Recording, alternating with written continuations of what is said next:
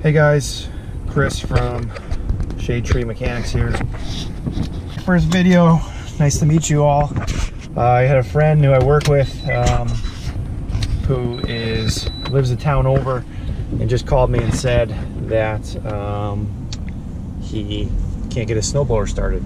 So we're gonna head over there and see if we can help him out.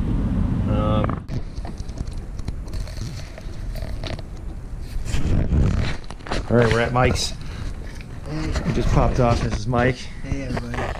We popped off the choke just with a screwdriver, so it's right there on the top of the carburetor.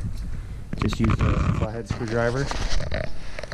And now Mike's going to take the two bolts off on the top so we can get at the carburetor.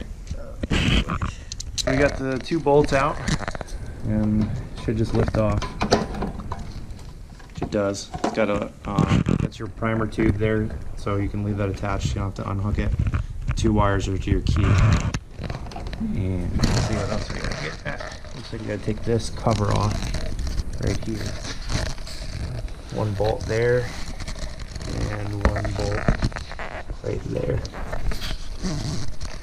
Okay, so Mike took out that last bolt on the side there, and this piece stays, and you just gotta pull this outside piece off. And here is your carburetor.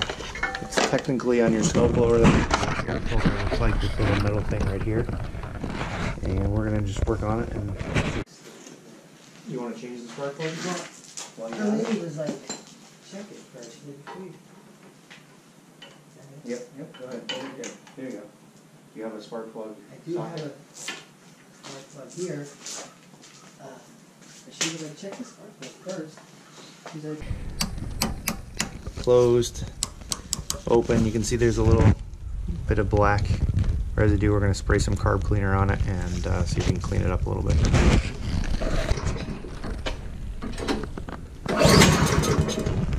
Yeah, I get it. We did it. We got it running.